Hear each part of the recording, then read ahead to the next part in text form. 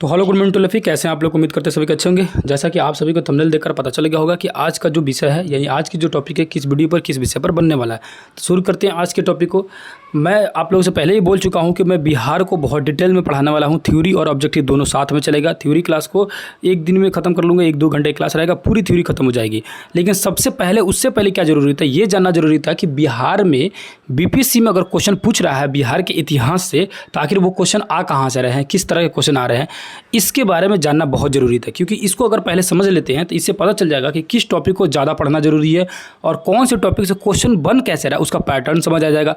इसीलिए मैं बिहार में जितने भी बीपीएससी एग्जामों में क्वेश्चन पूछे गए उसका मैं पीआईक्यू यानी कि प्रीवियस ईयर क्वेश्चन को लेकर आया हूँ। सारे क्वेश्चन को देखिएगा, बहुत ज़्यादा आपके लिए फ़ायदेमंद होगा। अगर आप पहले से देखे होंगे वीडियो को तो आपका रिवीजन हो जाएगा, और आप पहले से नहीं देखे होंगे यानी ये क्लास ये नहीं किए होंगे तो आपके लिए वीडियो बहुत ज़्यादा फ़ायदेमंद होने वाला है। लास्ट तक मैं रहेगा, बहुत सारे नए चीज़ें इसमें बताने की कोशिश करूँगा और बताऊँगा कि हम लोग का जो प्लानिंग जो होगा ये लगभग जो 25 दिन बचे हुए हैं इसमें क्या रहेगा, किस तरह किया जाएगा, सारी चीज़ें पर डिस्कस किया जाएगा। शुरू करते हैं। पहला नंबर क्वेश्चन जिसमें लिखा हुआ है जैन धर्म के प्रवर्तक महावीर जी का मोक्ष स्थान कहाँ स्थित है। तो मोक्ष स्थान कहाँ स्थित है, ठीक है। तो कहाँ स्थित है मतलब क्या है, सिंपली मोक्ष स्थान मतलब होता है क्या कि उन्होंने निर्वाण की प्राप्ति करनी हुई। अब निर्वाण भी नहीं जानते होंगे तो सिंपल बताइए उनकी मृत्यु कब हुई, इतना तो जानते होंगे। तो उनकी मृत्यु कब हुई अगर पूछेगा तो ये रहता 468 ईसा पूर्व में इनकी मृत्यु हो गई थी। तो कब मृत्यु हो गई थी? 468 में, 468 ईसी में है ना, बीसी में इनकी मृत्यु हो गई थी, ठीक है। और उस समय एज था इनका 72 साल का। लेकिन यहाँ क्वेश्चन पूछ रहा है क्या, क्वेश्चन पूछ रहा है कि कहाँ पे हुई थी उनकी मृत्यु, या कहाँ पे उन्हें मोक्ष की प्राप्ति हुई थी, कहाँ पे उन्हें निर्वाण की प्राप्ति हुई थी, क्या मनेर में, क्या राजगीर में, क्या पावापुरी में, कहाँ पे हुआ था। तो याद रखिएगा पावापुरी राजगीर में है, पावापुरी में इनकी मृत्यु हो गई थी महावीर की, ये महावीर साहब की। ये कौन थे? तो जैन धर्म के 24वें तीर्थंकर थे। 24वें तीर्थंकर मतलब इनसे पहले 23 गो और भगवान जैन धर्म में हैं। सबसे पहला का नाम याद रखिएगा, सबसे पहले जो थे उनका नाम था ऋषभदेव, और 23वें का नाम याद रखिएगा, इनसे पहले जो थे इनका नाम था पारस्वनाथ, और 24वें ये थे। अगर इनका जन्म पूछ लिया जाए कि इनका जन्म कब हुआ था, तो याद रखिएगा इनका जन्म जो हुआ था 540 ईसा पूर्व में। कब हुआ था भैया? तो 540 बीसी में, 540 बीसी में हुआ था। वैशाली के कुंडग्राम में हुआ था, ठीक है। तो वैशाली के कुंडग्राम में इनका जन्म होता है। इनकी मृत्यु होती है राजगीर के पावापुरी में। कब मृत्यु होती है? तो मृत्यु अगर पूछा जाएगा तो 468 बीसी में इनकी मृत्यु हो जा रही है, 72 सालों में, ठीक है। 72 साल की एज में इनकी मृत्यु हो जा रही है। इतना आप लोग काफ़ी होगा, और जब चीज़ों को डिटेल में पढ़ाया जाएगा तो और भी बहुत सारी चीज़ें बताने की कोशिश करूँगा। अगला नेक्स्ट क्वेश्चन देखिएगा, तो लिखा हुआ कश्मीर घाटी के अंतिम मुस्लिम शासक यूसुफ शाह चक, जो अंतिम मुस्लिम शासक थे उनका नाम था यूसुफ शाह चक, जिन्हें मुगल सम्राट अकबर द्वारा बिहार में निर्वासित किया गया दफन है। मतलब उन्हें कहाँ दफनाया गया, उनकी मृत्यु के बाद उनकी उनकी मिट्टी कहाँ दिया गया। तो याद रखिएगा क्वेश्चन में ऑप्शन दिया हुआ है पाटलिपुत्रा में, राजगीर में, मुंगेर में या नालंदा में। तो उस समय ये नालंदा में रहते थे और नालंदा में ही इन्हें दफनाया गया था। कहाँ पे दफनाया गया था भैया? तो नालंदा में दफनाया गया था, याद रहिएगा, ठीक है। कश्मीर के अंतिम जो थे मुगल शासक यूसुफ शाह चक थे, ठीक है। अगला 3 नंबर क्वेश्चन आएंगे, तो आपके सामने दिख रहा होगा, वर्ष 1632 में बिहार में पटना शहर में कौन सी कंपनी अपनी फैक्ट्री स्थापित की थी। और इस क्वेश्चन को मैं आप लोग 8 क्लास के हिस्ट्री में पढ़ा चुका हूँ। सारे कंपनी के बारे में बता रहा था कि 1608 में कहाँ कंपनी लगा, 1611 में कहाँ लगा, और 1632 में कहाँ लगा, 1651 में कहाँ लगा। हर चीज़ को डिटेल में मैं समझाया हूँ। अगर आप वीडियो नहीं देखेंगे तो जाइएगा, उसमें सारी चीज़ों को डिटेल में समझाया हूँ आधुनिक भारत के इतिहास में, और उसमें बिहार का भी सेशन बताया हूँ। तो यहाँ क्वेश्चन पूछ रहा है बिहार में 1632 में कौन लगा रहा था अपना फैक्ट्री? ब्रिटिश वाले ने लगाया था, या डच ईस्ट इंडिया कंपनी लगाया था, या पुर्तगाली ने लगाया था, या फ्रेंच ईस्ट इंडिया कंपनी लगाया था? किसने लगाया था? तो याद रखिएगा 1632 में लगाए थे डच वाले, डच ईस्ट इंडिया कंपनी ने 1632 में बिहार में अपनी कंपनी बैठाई। 4 नंबर क्वेश्चन आएंगे, यहाँ पर देखेंगे तो लिखा हुआ स्वामी सहजानंद सरस्वती ने एक पत्रिका का प्रकाशन किया जिसका नाम है। तो स्वामी सहजानंद सरस्वती द्वारा जो पत्रिका का प्रकाशन किया गया था उसका नाम क्या भैया? तो उसका नाम याद रखिएगा, उसका नाम है हुंकार। स्वामी सहजानंद के बारे में जानते हैं आप लोग? तो स्वामी सहजानंद के बारे में जानते रहिएगा, ये किसान आंदोलन से जुड़े हुए थे। बहुत बड़ा क्वेश्चन पूछा था कि निम्न में से कौन सा किसान आंदोलन से संबंधित है? तो स्वामी सहजानंद सरस्वती किसान आंदोलन से जुड़े हुए थे, और इनकी पत्रिका क्या नाम था? हुंकार नाम था, ठीक है। अगले 5 नंबर क्वेश्चन देखेंगे, तो दशेर कथा पुस्तक किसने लिखी थी? दशेर मतलब क्या होता है, पहले इसका मतलब समझिए। दशेर कथा मतलब होता है देश की बात। दशेर कथा मतलब देश की बात, और ये जो पुस्तक है ना बंगाली भाषा में यानी बांग्ला भाषा में। तो दशेर कथा पुस्तक जो है ये किसने लिखा था? तो याद रखिएगा सखाराम गणेश जो थे, इन्होंने इस किताब को लिखा। किसने लिखा था ये? तो सखाराम गणेश। इनके बारे में याद रखिएगा, सखाराम गणेश ने कौन सी किताब लिख रहे हैं? दशेर कथा, जिसका मतलब होता है देश की बात। और ये जो किताब है वो किस भाषा में थी? बंगाली पुस्तक है, बंगाली भाषा की पुस्तक है, ठीक है। अगला क्वेश्चन देखेंगे 6 नंबर में, तो बिहार बिहार में सर्च लाइट समाचार पत्र के संपादक कौन थे? तो बिहार में अगर सर्च लाइट के संपादक देखेंगे तो याद रखिए कि बिहार में सर्च लाइट के हिसाब से देखा जाएगा तो अब्दुल बारी होंगे, लंबोवर मुखर्जी होंगे, या मुरली मनोहर प्रसाद होंगे, या रामचंद्र चटर्जी होंगे, या ऑप्शन नंबर ई इनमें से कोई नहीं, या एक से अधिक। कौन सा ऑप्शन होगा बताइए आप लोग। तो इसमें ऑप्शन नंबर हो जाएगा सी, मुरली मनोहर प्रसाद। तो सर्च लाइट के संपादक कौन थे? तो मुरली मनोहर प्रसाद। याद रखिएगा सर्च लाइट के जो संपादक थे वो कौन थे? मुरली मनोहर प्रसाद थे। ठीक है, अगला क्वेश्चन देखेंगे, 7 नंबर क्वेश्चन आएंगे। तो 7 नंबर क्वेश्चन आपके स्क्रीन पर दिख रहा होगा। किसके प्रयत्नों से बिहार प्रांतीय कांग्रेस का दूसरा अधिवेशन हुआ था? यहाँ पूछ रहा है दूसरा अधिवेशन था, पहले दूसरा बताइए, उसके बाद फिर बात करते हैं कि पहले अधिवेशन में किसने किया था। तो बिहार प्रांतीय कांग्रेस का दूसरा अधिवेशन, देखिए बिहार प्रांतीय कांग्रेस है ना, बिहार कांग्रेस अलग है और बिहार प्रांतीय कांग्रेस दोनों अलग था। तो बिहार प्रांतीय कांग्रेस का दूसरा अधिवेशन जो है इसको किसने किया था? इस तो बात को याद रखिएगा, इसको किया था श्री दीप नारायण सिंह। किसने किया था? तो श्री दीप नारायण सिंह। ठीक है, तो दीप नारायण सिंह जो थे वो दूसरा अधिवेशन किए थे, लेकिन क्वेश्चन पूछे कि पहला अधिवेशन जो था उसको किसने किया था? तो पहले अधिवेशन का अगर देखा जाएगा तो उसको किए थे सैयद अली ने। याद रखिएगा नाम, पहले अधिवेशन अगर पूछ देता तो सैयद अली किए होते। ठीक है, अब अगला क्वेश्चन आएंगे, नेक्स्ट 8 नंबर क्वेश्चन आएंगे।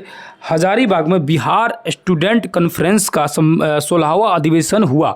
तो ये कह रहा है कि 16वां अधिवेशन हुआ। ठीक है, तो पहली बात कि बिहार स्टूडेंट कॉन्फ्रेंस की स्थापना किसने किया था? तो बिहार स्टूडेंट कॉन्फ्रेंस की स्थापना राजेंद्र बाबू ने किया था, 1906 में किए हुए थे।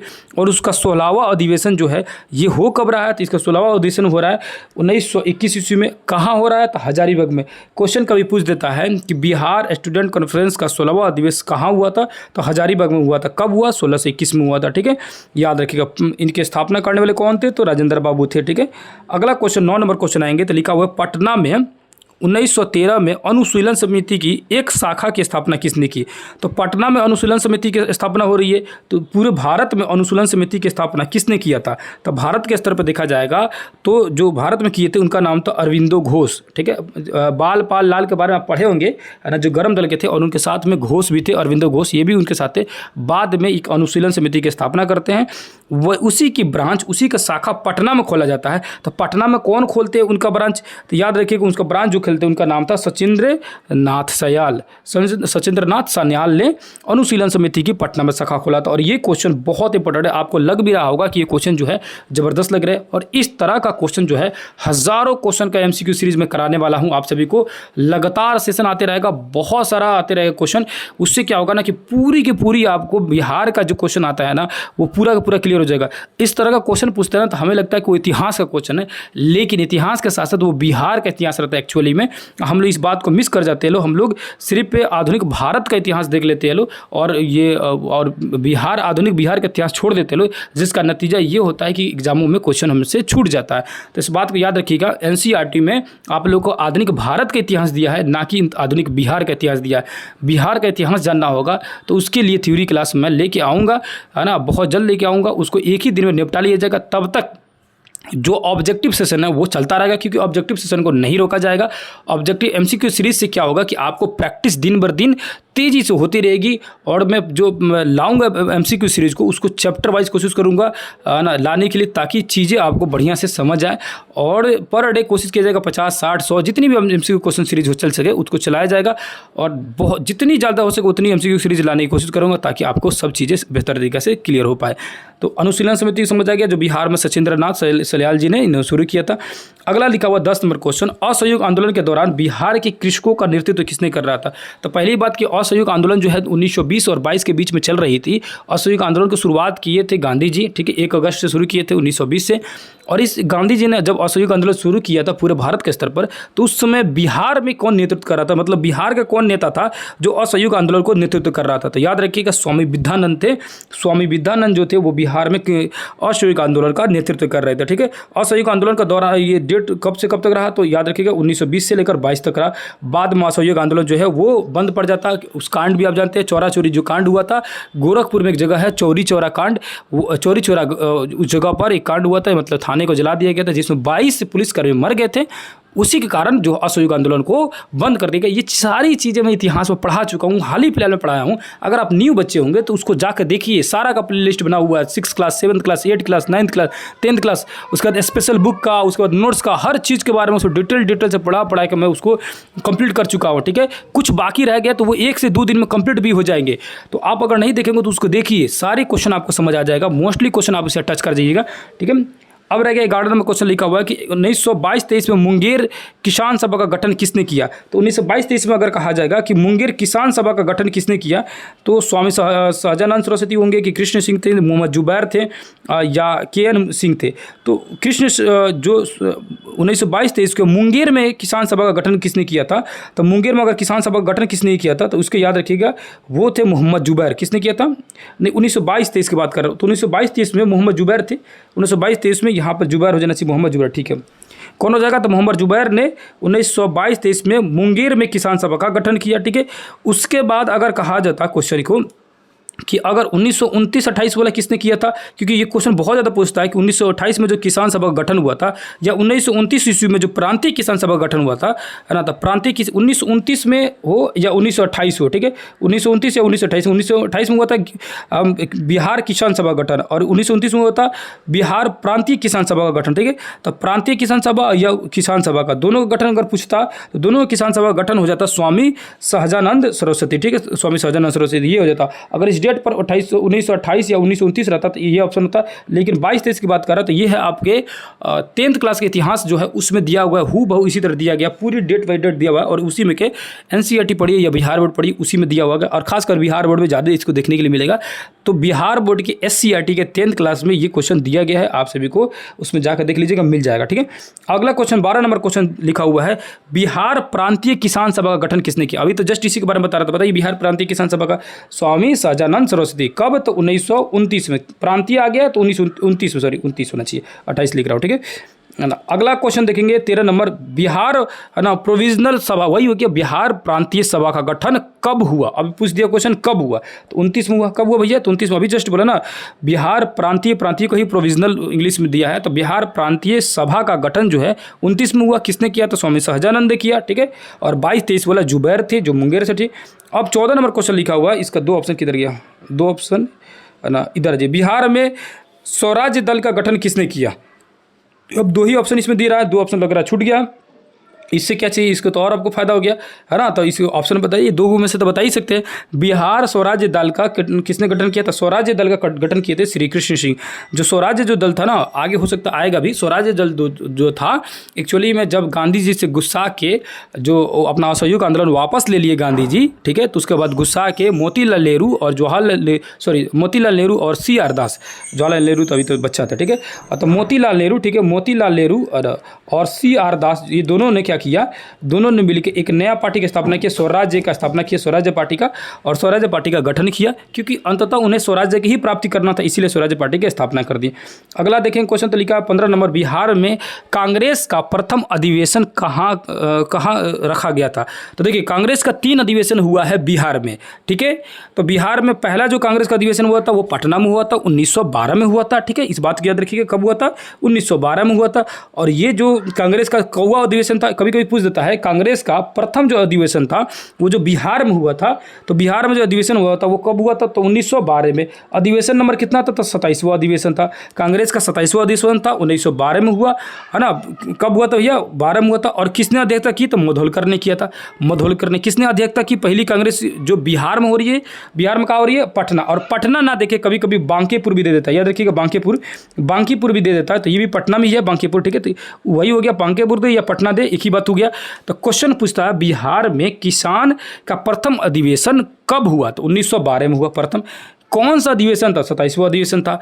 कहाँ हुआ, तो पटना यानी बांकीपुर में हुआ। किसने अध्यक्षता किया, तो मधोलकर ने किया। याद रखिए किसने किया था, मधोलकर ने। अगर पूरा नाम उनका देखा जाएगा तो उनका शायद नाम रघुनाथ नरसिंह मधोलकर, शायद इसी तरह होगा, आप रघुनाथ नरसिंह मधोलकर, यही है ना, यही शायद नाम मधोलकर। मोस्टली मधोलकर से याद रहेगा तो काफ़ी है, कोई दिक्कत नहीं होगा, ठीक है। दूसरा अगर अधिवेशन पूछे, मैं बात कर रहा था सेकेंड वाले का और थर्ड वाले का, दूसरा अगर पूछा जाए तो दूसरा जो हुआ था 1922 में हुआ था। कब हुआ था भैया, 1922 में हुआ था।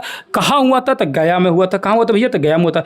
तीसरा अगर पूछ दे तो 1940 में हुआ था। 1940 में हुआ था, कहाँ हुआ था? तो रामगढ़ में हुआ था, जो कि वर्तमान में ये जो जगह है वो कि झारखंड के अंतर्गत आता है। तो इस तरह तीनों अधिवेशन को याद रखिएगा, जब पढ़ाऊंगा भी तो उसको भी आप क्लियर हो जाएगा।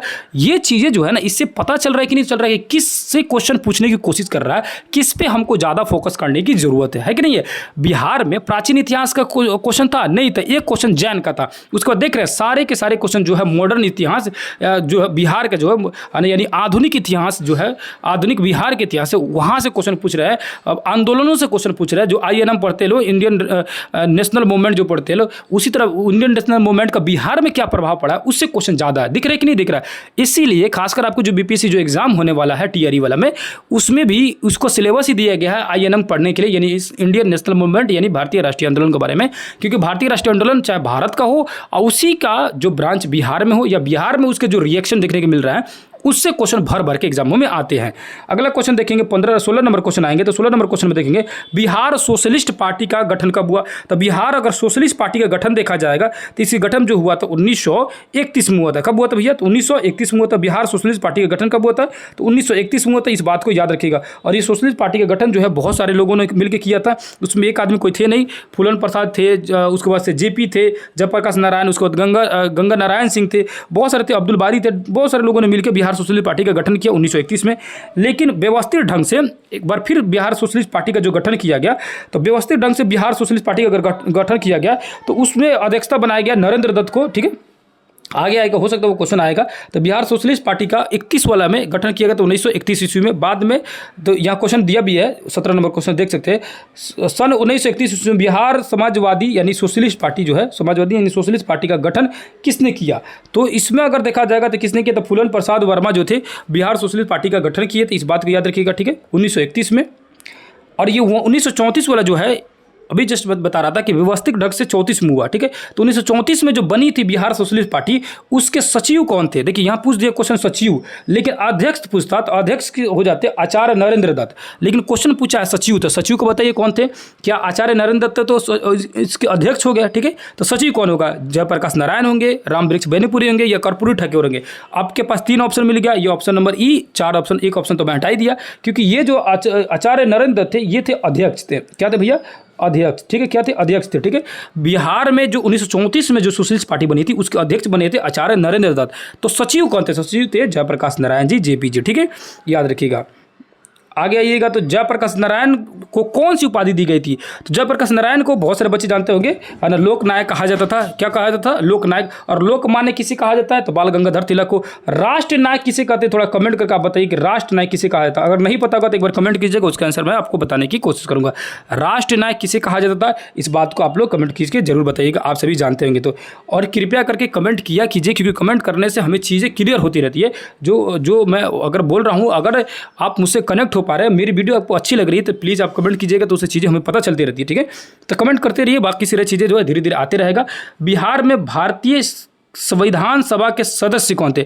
मतलब क्या कि जो संविधान सभा बन रहा था, संविधान सभा की जो स्थापना की जा रही है, ये संविधान जो बनी हुई थी, उसमें बिहार से कौन कौन लोग गए थे? तो बिहार से बहुत सारे लोग गए थे, है ना। एक राजेंद्र बाबू भी हो जाएंगे। राजेंद्र बाबू तो आप सबको पता ही है कि वो तो संविधान सभा के अस्थायी रूप से अध्यक्ष ही बने हुए थे, है कि नहीं है। संविधान सभा के अस्थायी रूप से अध्यक्ष इन्हीं को बनाया गया था, है कि नहीं है। और उनसे पहले अस्थायी रूप से अगर अध्यक्ष बनाया गया था तो सचिदानंद सिन्हा को बनाया गया था। सचिदानंद सिन्हा जो थे अस्थायी अध्यक्ष बने थे किसके? बिहार के, भारत के संविधान सभा के अस्थायी अध्यक्ष के रूप में चुना गया था। किनको चुना गया था? याद रखिएगा, 9 दिसंबर 1949 में, 1946 में, सॉरी 1949 कह रहा हूँ, 1949 में तो संविधान हम लोग का बन गया था। ठीक है, तो 46 में पहली बैठक हो रही है 9 दिसंबर 1946 को पहली बैठक हो रही है संविधान सभा की, जिसमें अस्थायी रूप से अध्यक्ष चुना जा रहा है सचिदानंद सिन्हा को।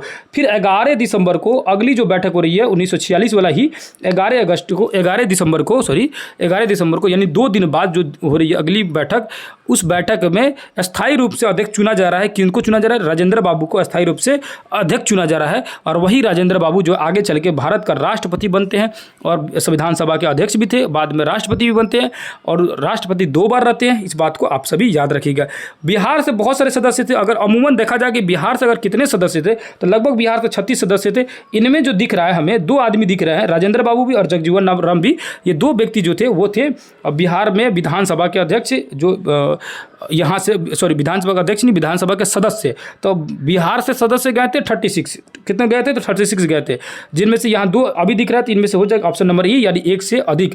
और अभी वाला जो TRE एग्जाम होगा वहाँ पर ऑप्शन नंबर डी होगा, जो दिया रहता है इनमें से 1 से अधिक, तो वो वाला ऑप्शन इसके हिसाब से हो जाना चाहिए। ठीक है, 21 नंबर क्वेश्चन, 21 नंबर क्वेश्चन देखेंगे तो लिखा हुआ है, बिहार में 1937 ईस्वी में गठित प्रथम भारतीय मंत्रिमंडल का नेतृत्व किसने किया था? तो प्रथम भारतीय मंत्रिमंडल का नेतृत्व, इसका भी 2 ऑप्शन किधर गया?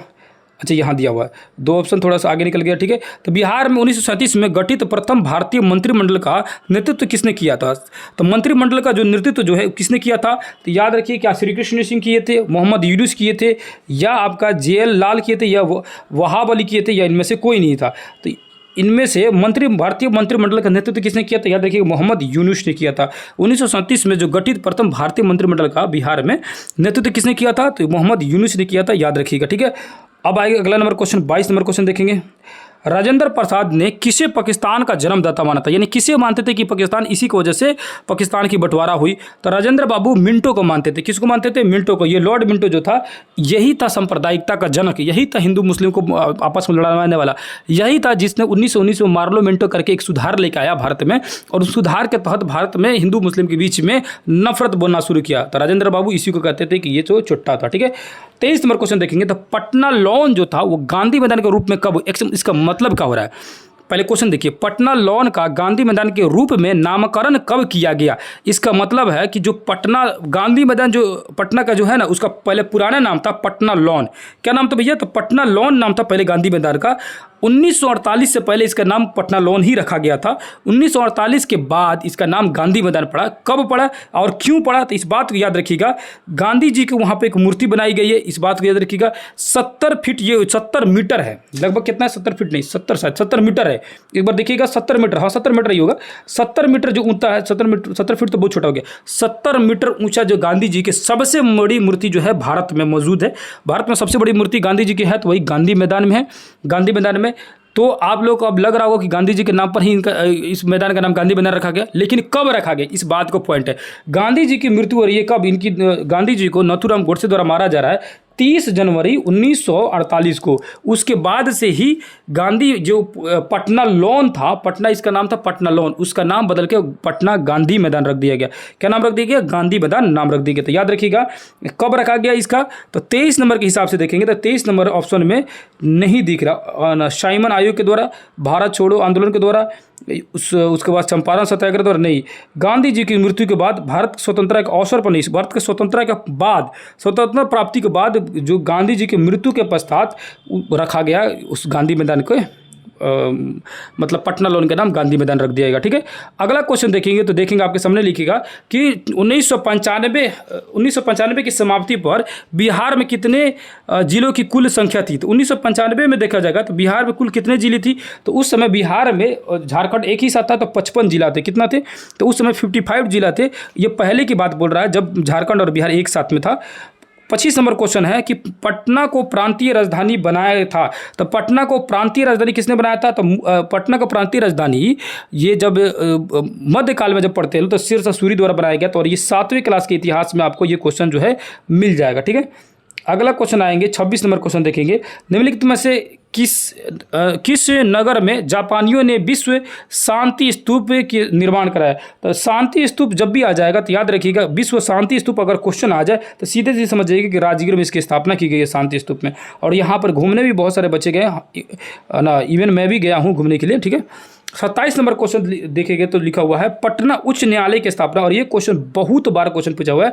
पटना उच्च न्यायालय की स्थापना जो है कब हुई? तो यहाँ सन दिया हुआ है 1916 में, लेकिन अगर डेट पूछता कि पटना जो उच्च न्यायालय की स्थापना किस तारीख को हुई तो 3 फरवरी 1916 को पटना उच्च न्यायालय की स्थापना की जा रही है। ठीक है, कब किया जा रहा है? 3 फरवरी 1916 को। पटना से जो बंगाल जो है कब अलग हुआ था हम लोग से? पश्चिम बंगाल जो मतलब पटना से बंगाल को अलग कर दिया था कब? 1912 में। कब किया गया था? 1912 में पटना से बंगाल।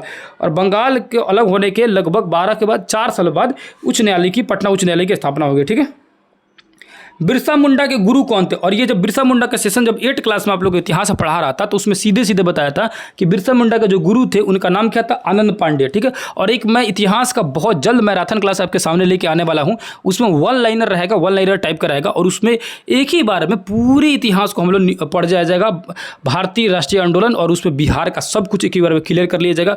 वन लाइनर रहेगा, क्वेश्चन दिखेगा, आंसर दिखेगा, क्वेश्चन दिखेगा, आंसर दिखेगा, पूरे वन लाइनर आप जानते हैं उसमें रहेगा। और एमसीक्यू सीरीज तो कंटिन्यू चलते रहेगा ताकि आप सभी को बहुत ज़्यादा फायदा होते रहे।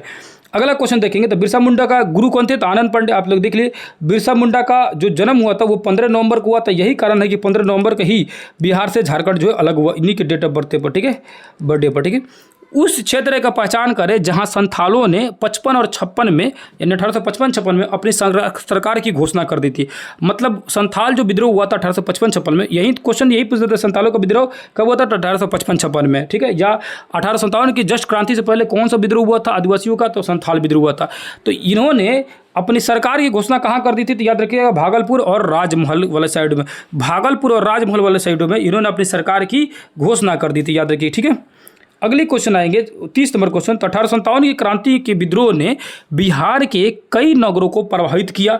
बिहार के विभिन्न नगरों में विद्रोह के विस्फोट का सही क्रम निम्नलिखित में से कौन करता है। मतलब कहाँ पर असर दिखने के लिए मिला 1857 की क्रांति में, कहाँ से आंदोलन धीरे धीरे शुरू हुआ। तो इस अगर देखा जाएगा तो इस हिसाब से देखा जाएगा, सबसे पहले अगर देखा जाए तो कहाँ पर हुआ था ना, तो सबसे पहले पटना, मुजफ्फरपुर, रोहिणी, जगदीशपुर या रोहिणी पटना, सबसे पहले हुआ था एक्चुअली में रोहिणी में।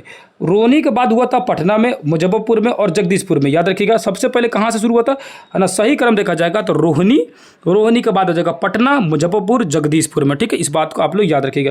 अगला क्वेश्चन आएंगे, देखेंगे हम 31 नंबर में, बिहार के किस नेता ने महात्मा गांधी के साथ किसान आंदोलन का नेतृत्व किया था।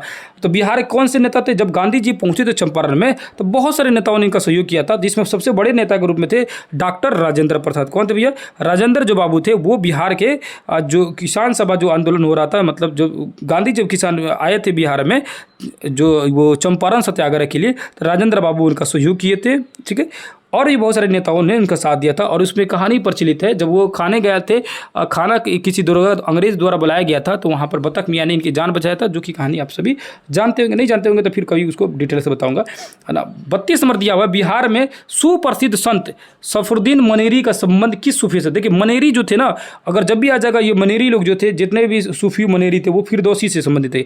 कहाँ से भैया संबंधित थे, तो फिरदौसी संप्रदाय से संबंधित थे। ठीक है, सूफियों का एक संप्रदाय था। बिहार में कांग्रेस सोशलिस्ट पार्टी का गठन कब हुआ, 30 में हुआ, 31 में हुआ, या आप लोगों का 34 में हुआ या 39 में हुआ। तो बिहार में सोशलिस्ट पार्टी का गठन कब हुआ, कांग्रेस सोशलिस्ट पार्टी का गठन। तो याद रखिएगा बिहार में कांग्रेस सोशलिस्ट पार्टी का गठन अगर कहा जाएगा तो उस हिसाब से देखा जाएगा तो हो जाएगा ऑप्शन नंबर हम लोग का 30, 31 या किधर गया, 34 में हुआ था। कब हुआ था, 34 में। बिहार कांग्रेस सोशलिस्ट पार्टी का गठन कब हुआ था, 1934 में हुआ था। अगला क्वेश्चन देखेंगे, और वो बिहार सोशलिस्ट पार्टी का अगर क्वेश्चन अगर पूछ दे बाय द वे, जैसे कि ऊपर मैंने बताया था कि बिहार कांग्रेस सोशलिस्ट पार्टी का गठन 1934 में हुआ, और उसके अध्यक्ष किसको बनाया गया था, तो अध्यक्ष अभी जस्ट आप लोग पढ़े थे लोग, अध्यक्ष बनाया गया था श्री नरेंद्र दत्त को, और सचिव बनाया गया था किनको, सचिव जयप्रकाश नारायण जेपी को बनाया गया था। जस्ट अभी पीछे पढ़ के आए। 34 नंबर क्वेश्चन लेके आया, मध्यकाल में बिहार शरीफ का नगर किस लिए फेमस था। तो देखिए बिहार जो शरीफ है ना, बिहार शरीफ, वहाँ पर एक आप अगर नाम बता दूंगा तो आप समझ पाएंगे। वहाँ पर एक महाविद्यालय था, उसका नाम था उदंतपुरी विश्वविद्यालय या उदंतपुरी महाविहार। तो उदंतपुरी विश्वविद्यालय वहीं पर था। कहाँ पर था, तो बिहार शरीफ में। तो बिहार शरीफ में उदंतपुरी विश्वविद्यालय था या महाविद्यालय था। तो इस हिसाब से देखा जाए तो व्यापारियों का केंद्र नहीं था, वो विद्या के केंद्र था।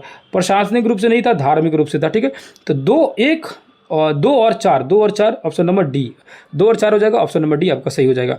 अगला क्वेश्चन देखेंगे, बिहार में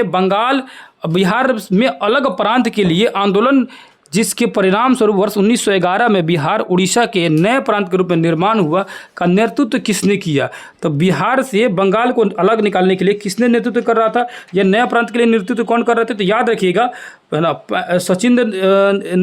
सच्चिदानंद सिन्हा थे कि अनुग्रह नारायण सिंह थे, या आपका जेबी कृपलानी थे, या बिरसा मुंडा थे। तो आंसर हो जाएगा आपका सच्चिदानंद सिन्हा थे। कौन से थे, सच्चिदानंद सिन्हा थे। ठीक है, अगली क्वेश्चन आएंगे 36 नंबर देखेंगे, तो बिहार दिवस का महत्व, क्या महत्व है जो हर साल 22 मार्च को मनाया जाता है। तो उसी दिन बिहार से क्या हुआ, बंगाल अलग होके एक सेपरेट राज्य बन गया, बंगाल भी और बिहार भी। ठीक है, 1912 में बिहार से बंगाल प्रेसिडेंसी से अलग होने के याद करने के लिए हम लोग 22 मार्च को बिहार दिवस भी मनाया जाता है। इस बात को आप सभी जानते होंगे, ठीक है। अगला क्वेश्चन है, बिहार की स्थापना कब हुई थी? तो बिहार की स्थापना 1912 में, अभी जस्ट पढ़े लो। बिहार की स्थापना कब हुई थी? 1912 में, जबकि वो किससे अलग हो गए? बंगाला से अलग हुआ था। फिर दोबारा फिर अलग हुआ उड़ीसा 1936 में। 1 अप्रैल 1936 को फिर उड़ीसा निकल गया, 1 अप्रैल 1936 को, ठीक है, 1936 को। और फिर 15 नवंबर 2000 को फिर निकल गया, झारखंड निकल गया बिहार से, है कि नहीं है। आधुनिक बिहार का निर्माता किसे माना जाता है? तो आधुनिक बिहार का अगर निर्माता तो सचिदानंद सिन्हा, अभी जस्ट पढ़े कि बिहार के यही तो निर्माण किए थे ना, मतलब बंगाल से अलग करके। बिहार कब भारत में स्वतंत्र प्रदेश बना, यानी स्वतंत्र रूप से बंगाल से अलग होकर हट के कब बना? तो 1912 में, अभी जस्ट पढ़े लो। वही चीज़ दिया, उसी क्वेश्चन को देखिए कितना बार घुमा कर पूछा, बाप रे। ये देखिए, बिहार एक भारतीय राज्य के रूप में बिहार बना तो 1912 में, फिर वही आ गया क्वेश्चन, है कि नहीं है। तो क्वेश्चन देखिए, ये रिपीट कर रहा है क्वेश्चन, इससे क्या पता चल रहा है? दोबारा क्वेश्चन फिर देखिए, किस वर्ष उड़ीसा बिहार से पृथक हुआ? तो उड़ीसा का बात पूछ रहा है, तो उड़ीसा 1936 हुआ था, 1 अप्रैल 1936 को, 1 अप्रैल 1936 को, याद रखिएगा, उड़ीसा अलग हो गया। अब लिख रहा है, किस अधिवेशन के तहत बिहार को एक अलग राज्य बनाते? किस अधिवेशन के तहत बनाता? तो भारत सरकार अधिनियम 1935 के तहत बिहार को एक राज्य बनाया गया था, है ना। उसी के बाद तो उड़ीसा अलग हो गया, ठीक है। बिहार बंगाल से कब अलग हुआ? देखिए फिर दोबारा क्वेश्चन, है ना, 1912 में। ये क्वेश्चन इतना बार पूछा है कि क्वेश्चन आने की पूरी संभावना लग रही है, नहीं लग रहा है आप लोग को। 44 नंबर देखेंगे क्वेश्चन, तो 43 नंबर हो गया क्वेश्चन, और 44 नंबर क्वेश्चन आएंगे। बिहार से 44 नंबर भी क्वेश्चन वही है, बिहार बंगाल से कब अलग हुआ? तो 1912 में। एक ही क्वेश्चन को 1000 बार क्वेश्चन पूछ दिया। फिर वही क्वेश्चन 45 नंबर क्वेश्चन, बिहार सरकार शासन के दौरान बिहार को एक अलग प्रांत के दर्जा किस वर्ष प्राप्त हुआ? किस वर्ष प्राप्त हुआ भैया? तो 1912 में। और आपको लग रहा है क्वेश्चन, एक ही क्वेश्चन को मैं बार बार लेके आ रहा हूँ, तो मेरे लाने से मतलब नहीं, ये सब PY क्वेश्चन है। PY क्वेश्चन का मतलब होता है प्रीवियस ईयर क्वेश्चन, ठीक है, जो BPSC एग्जामों ने कई बार एग्जाम में ये क्वेश्चन अपना पूछा हुआ है। इससे पता ये चलता है कि हमें किस पर ज़्यादा फोकस करने की जरूरत है, क्या प्राचीन बिहार पर, मध्यकालीन बिहार पर, या आधुनिक बिहार पर। अब तक आप सभी को दिख चुका होगा कि हमें आधुनिक बिहार पर ज़्यादा ध्यान देना, और वो भी साथ में आधुनिक बिहार के साथ साथ वो बिहार का जो भारतीय राष्ट्रीय आंदोलन हुए थे, उस आंदोलन से संबंधित चीज़ों को बिहार में ज़्यादा जानना जरूरी है। यानी कि राष्ट्रीय जो आंदोलन हुए थे, राष्ट्रीय आंदोलन, उसमें बिहार में क्या प्रभाव पड़ रहा था, बिहार में क्या क्या रिएक्शन हो रहा था, बिहार के नेता क्या कर रहे थे, उसके बारे में ज़्यादा जानना जरूरी है। अंतिम समय में हम लोगों को उस पर ज़्यादा फोकस करेंगे तो नंबर आने की ज़्यादा संभावना बन सकती है कि नहीं। आप सभी लोग जानते हैं बेहतर तरीक़ा से। अभी तक इसीलिए तो मैं बोल रहा था, इसीलिए इस सेशन को लेकर आया था, ताकि आप लोगों को भी दिखे कि कहाँ से क्वेश्चन एक्चुअली में BPSC जो है पूछता है ना। क्वेश्चन को समझना पड़ेगा ना कि एक्चुअली में किस तरफ से पूछ रहा है, प्राचीन से पूछ रहा है, मध्यकाल से पूछ रहा है, या आधुनिक में पूछ रहा है। आधुनिक में भी बहुत बड़ा है, लेकिन आधुनिक में 1857 की क्रांति के बाद की पूछ रहा है या 1857 की क्रांति से पहले पूछ रहा है। तो मोस्टली क्वेश्चन जो आप लोगों को दिखे वो 1857 की क्रांति के बाद दिखे, यानी 1857 से क्रांति से लेकर आगे तक की हम लोग की चीज़ों को अगर डिटेल में पढ़ लिया जाए, और उसमें भी साथ में जो आंदोलन जो है उसको ढंग से देख लिया जाए, तो बिहार का क्वेश्चन हमें लगता है नहीं छूटेगा। इसी तरह बिहार ज्योग्राफी का भी अगर कहिएगा तो एनालिसिस करके दिखा देंगे। यहाँ तक अगर आ चुके होंगे तो एक बार आप कमेंट करके जरूर बताइएगा कि क्या बिहार का जो भूगोल है उसका भी PYQ यानी प्रीवियस ईयर क्वेश्चनों को यहाँ पर देखा जाए, ताकि पता चले कि बिहार का भूगोल का भी क्वेश्चन जो है किस तरह का उठाता है ना। बिहार में भूगोल से किस तरह का क्वेश्चन है, कितना डीप जा रहा है, या किस तरह क्वेश्चन पूछ रहा है, कौन से टॉपिक पर हमें बेहतर जोर देने की जरूरत है। तो एक बार कमेंट करके जरूर बताइए कि बिहार भूगोल का भी मैं उसका एनालिसिस करके आप लोगों को दिखा दूंगा। 46 नंबर क्वेश्चन जो दिया हुआ है देखेंगे, आप सभी के स्क्रीन पर दिख रहा होगा। बंगाल और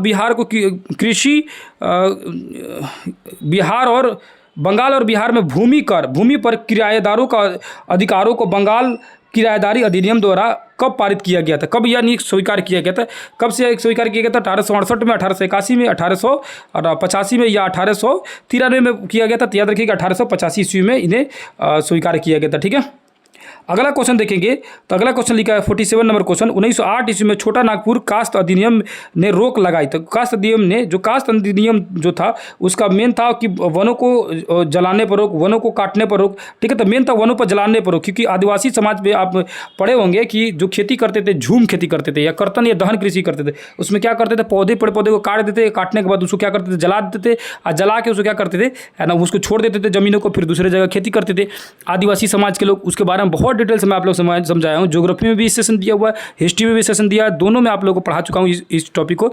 अगर आप नहीं देखे होंगे तो प्लीज़ उस वीडियो को देखते रहिएगा, ताकि चीज़ें आपको क्लियर रूप से समझ आती रहे, ठीक है। तो वन काटने से इन पर रोक लगाया गया था। अगला देखेंगे 48 नंबर क्वेश्चन। 48 नंबर क्वेश्चन, छोटा नागपुर काश्तकारी कानून पारित कब हुआ था? तो ये छोटा नागपुर काश्तकारी जो कानून था ये 1908 में पारित हुआ था। उसी के तहत ये वनों को जलाने पर रोक लगा दिया गया था। ठीक है। मूल रूप से बिहार शब्द का अर्थ क्या होता है? बिहार का अर्थ क्या? देवताओं का, हरियाली का, आर्य का या बौद्ध मठ का? क्या होता है? बौद्ध मठ होता है। बिहार का मतलब होता है बौद्धों का मठ। ठीक है, बौद्ध बिहार ये जगह होता है, इसीलिए बौद्ध मठ इसे कहा जाता है। 50 नंबर क्वेश्चन देखें तो लिखा हुआ है 1866 में कि नील खेतिहरों के बिहार में हुए विद्रोह का क्षेत्र, मतलब नील विद्रोह कहाँ हुआ था? मुजफ्फरपुर, छपरा में, मधुबनी, बेगूसराय में, या दरभंगा चंपारण में, या मुजफ्फरपुर चंपारण में? तो याद रखिए कि चंपारण और मुजफ्फरपुर में नील का विद्रोह ज़्यादा देखने के लिए मिला था। ठीक है।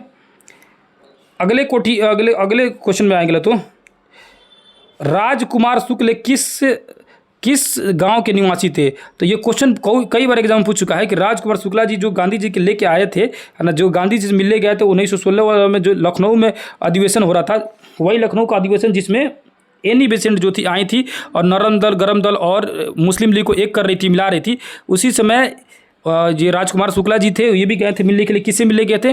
तो मिलने गए थे महात्मा गांधी से मिलने गए थे, और वहाँ पर मिल के अपनी समस्या बताया, बिहार की समस्या, और उनको आने के लिए आग्रह किए। तो ये राजकुमार शुक्ला जी जो थे ये किस गांव के हैं? तो याद रखिएगा मुरली भरुआ गांव के थे। ठीक है, मुरली भरुआ जो चंपारण का है, और पूछेगा किधर जिला का, किस जिले का? तो चंपारण जिले का। ठीक है। अगला क्वेश्चन आएंगे तो किसने दुखी आत्मा, दुखी हृदय जैसी छद्मनामों के तहत लिखकर चंपारण के किसानों की दुर्दशा पर प्रकाश डाला? मतलब ये किसके द्वारा लिखा गया है? दुखी आत्मा और दुखी हृदय किनके द्वारा लिखा गया? तो क्वेश्चन नंबर 52 ऑप्शन दिया हुआ पीर मोहम्मद मुनीश ने, राजेंद्र प्रसाद ने, शाहजानंद सरस्वती ने, या SN सिन्हा ने? तो किसने किया था भैया? तो पीर मोहम्मद मुनीश ने किया था। ठीक है। अगला क्वेश्चन 53 नंबर क्वेश्चन लिखा है, इनमें से कौन बिहार का या बिहार के किसान नेता थे या था? ठीक है, तो कौन थे बिहार के किसान नेता कौन थे? तो ऑप्शन दिया है स्वामी विद्यानंद, स्वामी सहजानंद, और ऑप्शन नीचे आ जाएगा सरदार वल्लभ भाई पटेल। तो कौन थे? तो सरदार वल्लभ भाई पटेल तो आपको सीधे सीधे देख रहा है कि बिहार से नहीं थे, ये तो गुजरात के बारदोली से थे। तो ऑप्शन नंबर 1 और 2 दोनों जगह कहाँ दिया है? 1 और 2, 1 2 पहले नंबर ऑप्शन हो जाएगा आपका। ठीक है, पहले नंबर वो दोनों जो किसान वो बिहार से ही है, स्वामी विद्यानंद और स्वामी सहजानंद, दोनों के बारे में जस्ट अभी आप ऊपर में पढ़े अभी। अगला क्वेश्चन जो दिया है, चंपारण में गांधी जी को आमंत्रण किसने किया? तो वही तो बोले गांधी जी को बुलाने राजकुमार शुक्ला जी गए थे 1916 के कांग्रेस अधिवेशन जो हो रहा था लखनऊ में, वहाँ पे जो गए, कौन गए? शुक्ला जी गए, और शुक्ला जी जाके गांधी जी से बोले कि हमारे यहाँ आइए, हमारे समस्या को देखिए। ठीक है। 1830 ईस्वी के दशक में पटना नगर केंद्र था। तो 1830 के आसपास में देखा जाएगा तो पटना जो केंद्र था वो उस समय वहाबी आंदोलन पटना में बहुत ज़्यादा चल रहा था।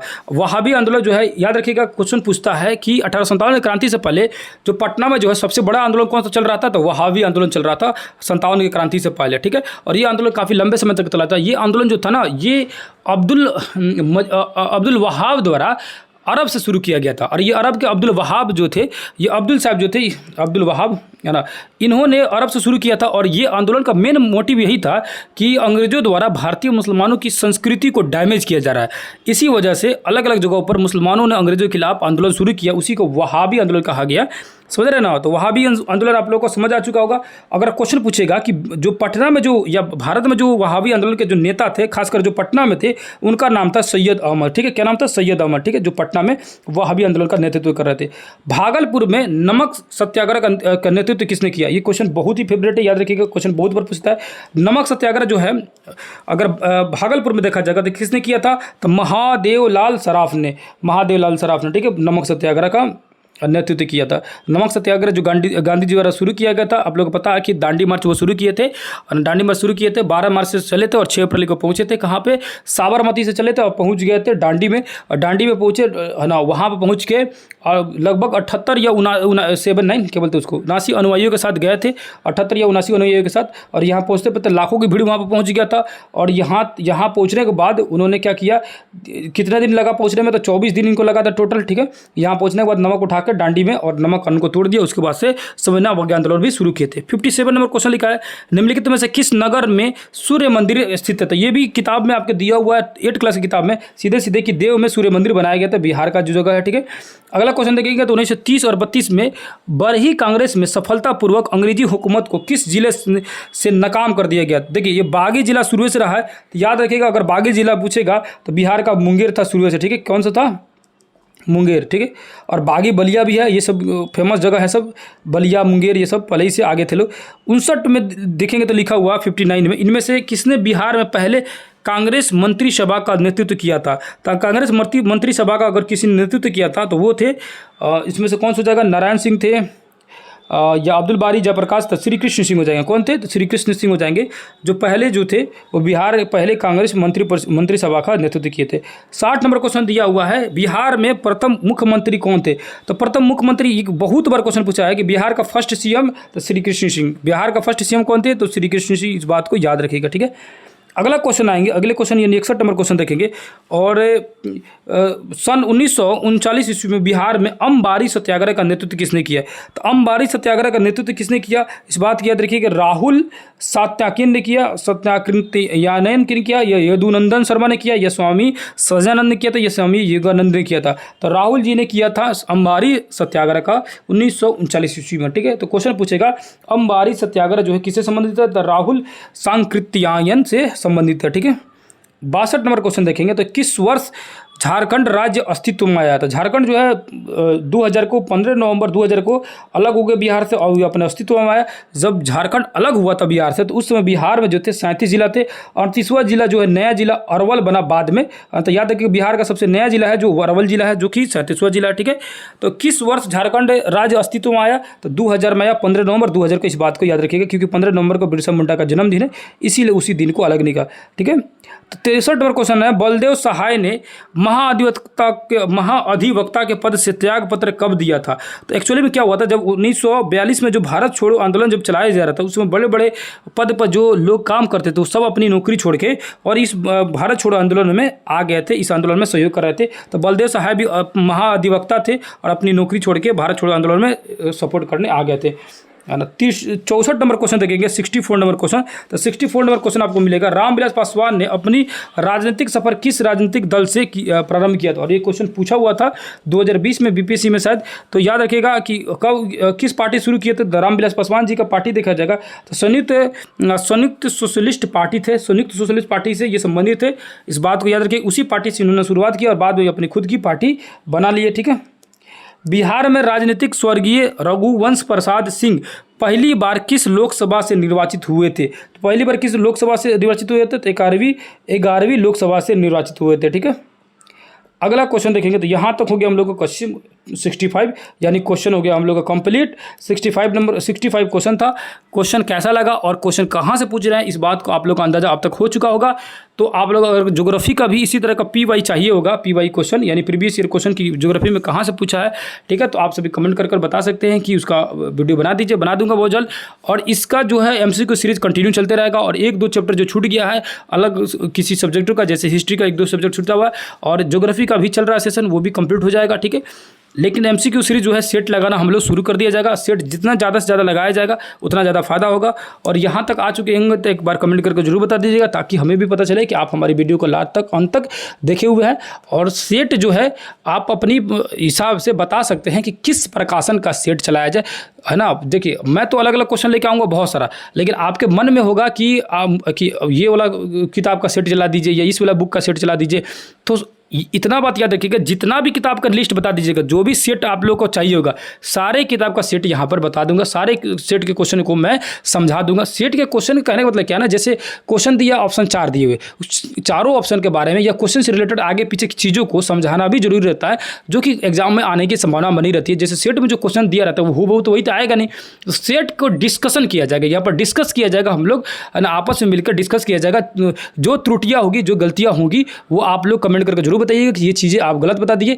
हो सकता है इंसान है, कुछ ना कुछ उसमें मिस्टेक हो जाता है, तो आप उसमें सही कर सकते हैं और कुछ नया सीखने के लिए मिलेगा आपको। मुझसे अगर नया सीखने के लिए मिलेगा तो आप कमेंट करके जरूर बताइएगा और आप भी मेरी कुछ कमियां निकालिएगा तो उससे भी हमें आप सभी से सीखने के लिए मिलेगा। तो यहीं पर वीडियो को एंड करते हैं और जिस भी तरह का आपको समस्या होगा, जिस भी तरह का प्रॉब्लम होगा, बेझिझक आप कमेंट कीजिए, बेझिझक बोलिए और कौन सा सेट शुरू किया जाए आप जरूर बताइएगा। तब तक मेरे पास जो है उसको तो मैं चलाते रहूँगा और उसका MCQ सीरीज चलते रहेगा। आपके मन में भी होगा ये वाला बुक लेके आइए और उसका सेट सारे के सेट को करा दीजिए। तो 1 महीने के अंदर में मैं चाहता हूं कम से कम 3-4 अलग अलग प्रकाशनों का सेट करा दूँ। उसके अलावा मेरे पास जो भी जितने भी क्वेश्चन है 500 1000 जो भी मिलेंगे क्वेश्चन, सारे क्वेश्चनों को करा दूँ, वन लाइनर करा दूँ। और अंततः लास्ट में जो मैं खुद जो तैयार कर रहा हूँ एक अपना अलग PDF बहुत बेहतरीन तरीके से, उसको मैं रामबाण की तरह यूज करूँगा अंतिम समय में, जो कि आपके लिए बहुत ज़्यादा फायदेमंद होगा। अंतिम समय में एक एक क्विक रिवीजन आप लोग को हो जाएगा, जो कि दिमाग में आप लोग को फिर से सारी चीज़ों को रिकॉल कर देगा, है ना। और उस समय आप लोग के अंदर मोटिवेशन बढ़ जाएगा बहुत। और दूसरी बात है कि आप सभी लोग कंटिन्यू लगे रहिए, थकना नहीं है, हारना नहीं है, चाहे कुछ भी हो जाए मानना नहीं है, ठीक है। तो इसी के साथ हम लोग यहीं पर वीडियो का अंत करेंगे लोग, फिर किसी दूसरे क्लास में मिलेंगे। तब तक के लिए बहुत बहुत धन्यवाद। नमस्कार, अस्सलाम वालेकुम, जय हिंद, जय भारत।